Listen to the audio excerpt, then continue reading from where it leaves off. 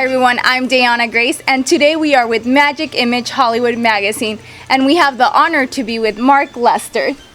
Oh, pleasure to be here. Thank you. Thank you so much. And we have the 30th anniversary for Commando, the movie that he directed, and Arnold Schwarzenegger was in it. So tell us, how was it for you working with him, directing him? Oh, it was a great experience. He's a wonderful person, and I actually run into him on occasion, and we're very good friends, and he was really easy to work with. It was his actually third movie. Okay. He did Conan, Terminator, and then Commando. But Commando's the one that made him into a worldwide star, which he So is you're today. responsible for our favorite actor. Yes, I think so, yeah. And he also, the first movie where he did comedy in it, we had a lot of funny one-liners, which I realized what a great sense of humor he had, and we utilized it right in the movie. That's great, and we are all grateful that out of your movie came out someone so amazing, because like you said, it's from that movie that he became more noticed. And how about the rest of the cast? Do you still stay in touch with them? Yeah, Vernon Wells was in a movie I did recently. He was the bad guy, and he was originally in Road Warrior, which just came out again, the remake. And yeah, those two actors are magnificent. And the Commando, it's amazing what a cult film it's become everywhere I go in the world. It's a known movie, huge. and people know every line in the film still. Just like the rest of your movies. Yeah. So can you tell us any funny stories or anything interesting that happened in Commando?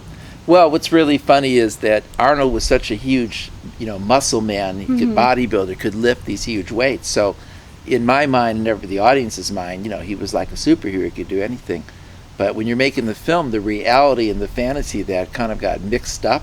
So, for example, like there's a famous scene where he holds Sully over the ledge, and he says, Sully, I told you I could kill you last, and he said, I lied. Yeah. It's now like Schwarzenegger's most famous quote. There's been many recent stories. Famous quote ever in one of his movies. And that the day before that scene was to be filmed in Mulholland Drive, I called up Arnold, and I said, Arnold, so tomorrow you're going to grab Sully out of the car, you hold him by his feet, you walk across the street, and then you're going to hang him over the cliff, and you're going to say these lines. I told you I'd kill you last, Yeah. Sully, I lied. And he says, what? I says, yeah. I said, you can carry him, right? He goes, are you crazy? He says, I can't carry him across the road holding him. I said, but you lift weights like he's 160 pounds. I purposely cast a really small little tiny guy so you could hold him over the ledge. And he said, but this is not real life. He says, that's a weight is, straight up. It's not just I can't a hang body. there and then for hours hold him over a cliff. I went, oh my God, I don't know what we're going to do. So I quickly called the studio. I go, what do we do? He can't do the scene, They said, what? I go, so fade out, fade in. The next day there's a giant crane on the set, and there's cables on the actor. And he's cabled the whole time. Arnold pulls him out, and the crane off screen is carrying him by a cable and a crane all the way across the street and holds him over the ledge. Yeah. It's all in one shot, but Arnold's not just holding him, Yeah, he's not doing any of that. So that was one, what? That reality. Well, yeah, you would think, if you can, lift all that, then you would do it. Yeah. And then the same thing happened with the phone booth. He picks up a phone booth. He throws 6 guys. I go, hey, I got a phone booth. I can't lift a phone booth. Oh my God. Well, the phone booth, we had to make a balsa wood one. So he does lift it, but it's balsa wood. No, you would assume. Yeah, I would think the same thing. Like if someone usually lives, you think they can do it with a person. Right, and the same thing in that same scene where he swings across the Galleria, right? So Arnold, I can't do that. Like swing. What? What are you, Arnold Schwarzenegger? No, that's like. So a guy shows up. He's a circus guy, and he's like really tiny little circus guy. And I said, this is impossible. Arnold's like huge, and you're just this little guy. He says, when I'm swinging across the shopping mall, I'm going so fast no one will ever know it's not him. Just put the costume on me. So we did, and that's not Arnold. That's a little tiny midget. It's just grabbed on there, and he dives onto the elevator. It's a stunt guy. He wasn't even a stunt guy. He was a circus performer, right? Because stunt guys couldn't do that act with no net or anything. If he fell, there's 2 stories down.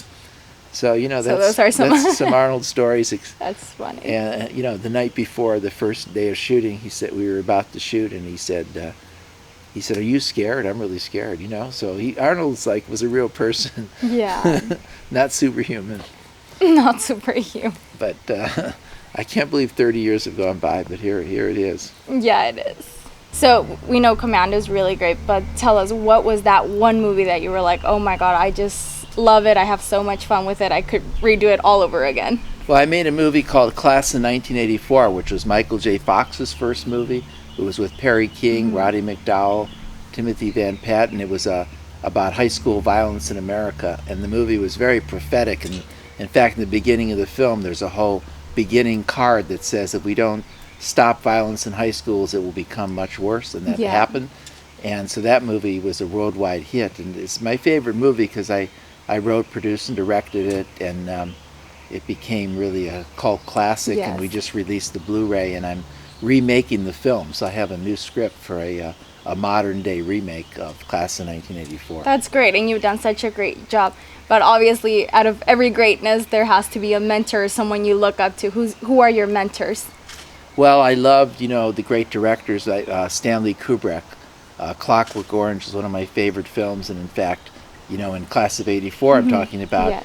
Some of the shots I copied exactly from that movie, and the whole feeling of it was like based on that film. And Andy Warhol and Howard Hawks, and John Ford, these great directors who I originally, I went to at UCLA. I went to a class that Howard Hawks taught, and so Orson Welles I had lunch with numerous times at Ma Maison restaurant. Believe it or not, he used to just hang out there, and people could walk up and sit down with him. So I met a lot of famous people who gave me great advice, including Dino De Laurentiis, who was the producer of Firestarter, and he taught me so much about movie making, staging of scenes, and production of films. That's great. And can you tell us in what point of your life did you say, this is what I want to do? Like, what was it that clicked for you to follow your passion? Well, it really happened kind of by accident because I really wanted to be in politics. Oh, wow. I originally was a campaign manager for Henry Waxman, who became a congressman.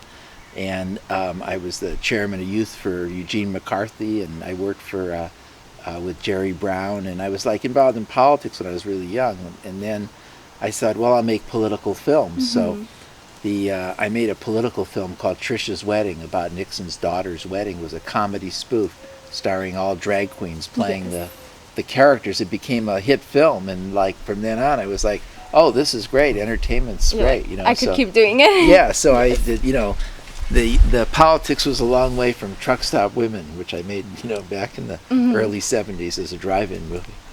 That's really great. And we also know that you founded American World Pictures. Can you tell us more about that? Well, this was I made, many, many films, and then I made a movie called Showdown Little Tokyo at Warner Brothers. And after that, I just decided, well, maybe I should just open up my own film company. So I started in 1993 when Lionsgate Company was starting, and they needed a lot of movies. So I said, how many movies do you need? And they said, well, can you make 10? You're like, yes. And I said, yes, I'll make them right.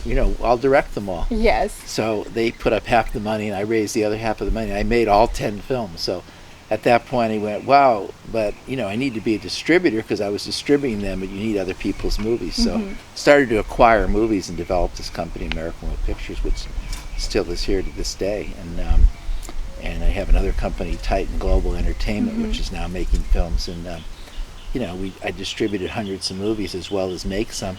I just, quite a few. I've directed over 30 films and produced 25 more. But I was just at the Cannes Film Festival last week, and they said, geez, you're the only director who ever had their own film company selling other people's movies and directing too.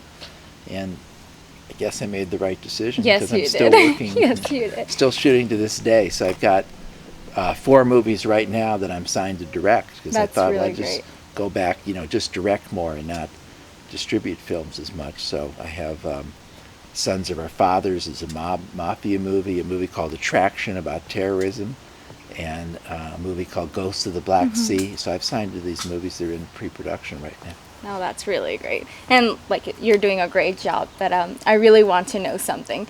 Out of every passion in life we follow or jobs we do, we always learn a great lesson. What has been that lesson that you have learned?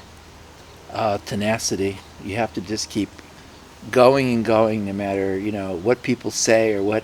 Some of these movies had horrendous reviews and some had great reviews, and you just have to follow your path and not listen to all the noise around Yeah. you, and just work really hard, because it's not luck really, it's just day and night, like working for what you want to do to succeed. And Yeah. and that's the best approach. And then make friends along the way that hopefully can help you out as well. That's true.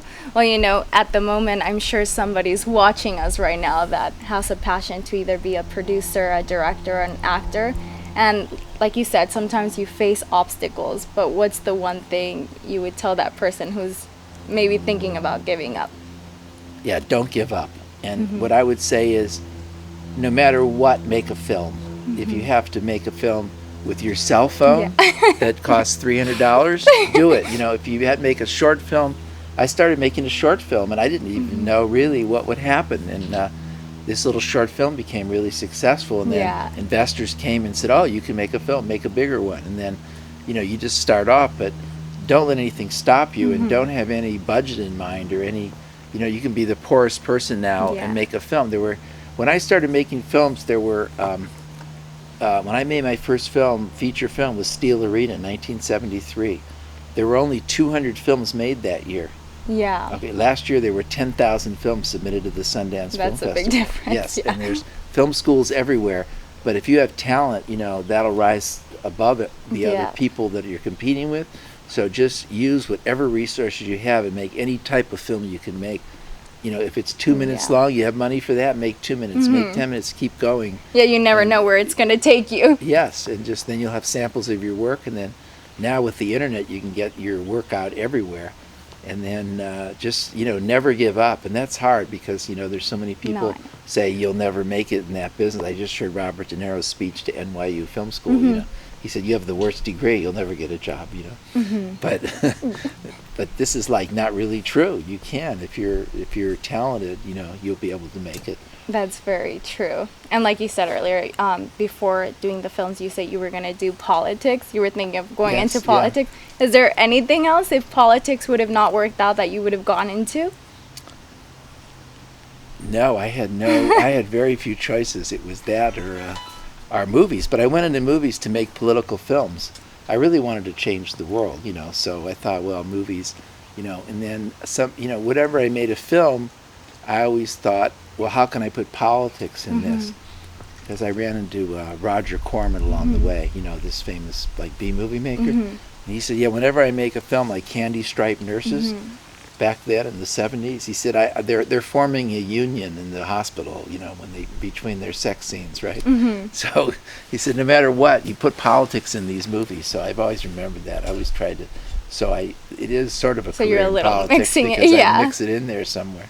Even in Commando, we talked about I picked up that they were helping the Nicaraguan rebels in Central America at the time with Oliver North, and they had an island in Catalina that they were training secretly troops. So that's in the movie. I had the writer. I said, we should write that in, where there's an island where they're training these troops to attack, offshore, secretly. So that's in the movie. I just picked it up in the newspaper. That's great. So what I get out of your conversation is that if you just follow your passion, then everything can work out. All the things you're passionate about can come together. And this is what you're doing right now. Like you said, you're putting it into your movies, correct? Yes, and I can't quit. I saw the Godard. I saw his film, another film they're reviving last week. But he just made a movie in 3D. He's 86 years old, and I saw it at the Arrow. It was sold out every night. So, you can be any age too. You can do it at any time. Keep going, keep working, and just don't give up. That's very true. Now, can you tell us, is there anything big coming up for you? Well, I'm doing the remake of Class of Correct. 1984. And then I have this movie, Ghost of the Black Sea, which is a really exciting story. It's going to be shot in the Black Sea in Bulgaria, about a man who can live on land and in the water at the same time. How about for fantasy Commando? adventure. Commando. I'm not involved in any sequel or anything, but I know there's been one announced. So there's more things coming up. Yes. So actually, I have one last question for you, and that will be for you to define for me what success means to you. Well, success is fulfilling all these dreams that you have, and doing something you wanted to do and then fulfilling it. I mean, that's success. I don't think it's monetary or, you know, Correct. it's success is family and career and having success in your life like that and being, you know, ultimately happy, I think, is Yeah. what you've accomplished, and then, you know, having a good time. And changing lives, because I'm sure your movies have changed people's lives. Yeah, sometimes for the good, Yes. sometimes a little too violent, but there they are. Well, we're so grateful for having you with us today. It's been such a pleasure, and we hope to hear more about you. I know we will, and we cannot wait to hear the rest of your movies and see everything else. Thank you Thank so you much. so much. Pleasure. Thank you.